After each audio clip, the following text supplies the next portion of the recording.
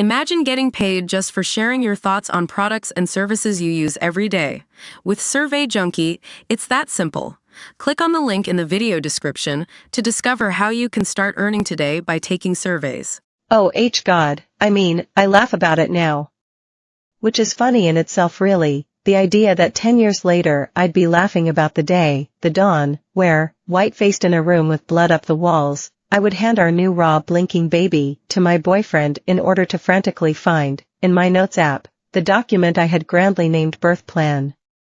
What was I hoping to find there, I wonder now? It is funny, how I scoured it. I want a mobile epidural, I want gentle guidance rather as opposed to being forced to push this plan, written as if ticking off boxes on a dim sum menu, written in the voice of the person I was before. It seemed crucial, in that moment, to see if perhaps I'd given them the wrong piece of paper. Had it been an admin error?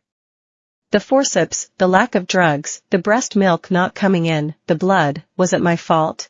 I remember reading it again and again. I hadn't slept for some time, of course, and the baby was crying, but I felt, that even though I had tried to do everything right, something had gone terribly wrong. It turned out, despite my shock, despite the horrors and their ripples that followed me for years, my experience of giving birth was almost comically pedestrian.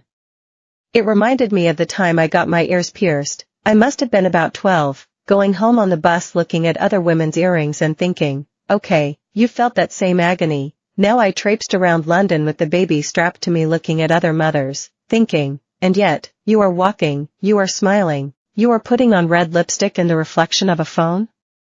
As the years have passed, I've talked to other people about their births with a kind of hunger. These are stories of babies almost dying and mothers almost dying, and worse, of course. So when last week's report on birth trauma was published, no part of me was surprised at the findings.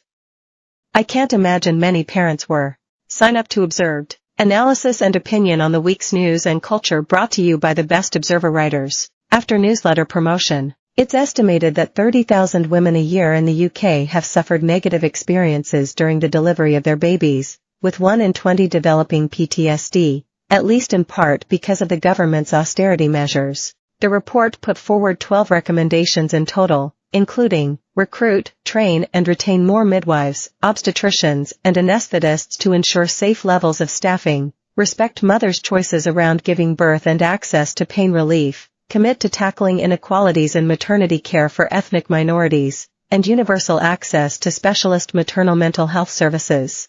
It probably says something grim about me, or perhaps points to my own PTSD, that I read the recommendations with the memory of my well-meaning yet worthless birth plan ringing in my gut. I wondered often, in those hot white months following my daughter's birth, whether alongside my birth plan, it would have helped me process the shock if we had also been encouraged to consider a plan B, and C, and maybe D. Instead, we compiled long lists of essential items to take to hospital: drinking straws, protein bars, aromatherapy.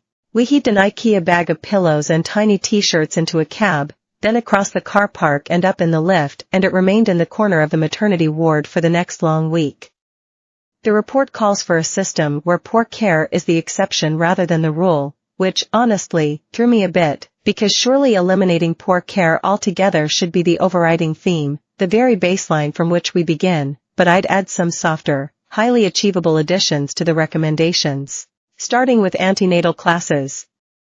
As well as the lessons in breathing for pain relief and the introduction to other new parents, there is surely room for measured conversation about the possibility that your birth will not go to plan and how to deal with the trauma, if it comes. With this should come, too, the acknowledgement and support for people who want elective C-sections. A number of my friends chose, or fought for, cesareans after harrowing first births, and those who can't or don't want to breastfeed, especially following trauma.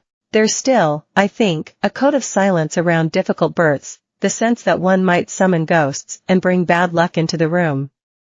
I get it, pregnancy lends itself to a kind of magical thinking, this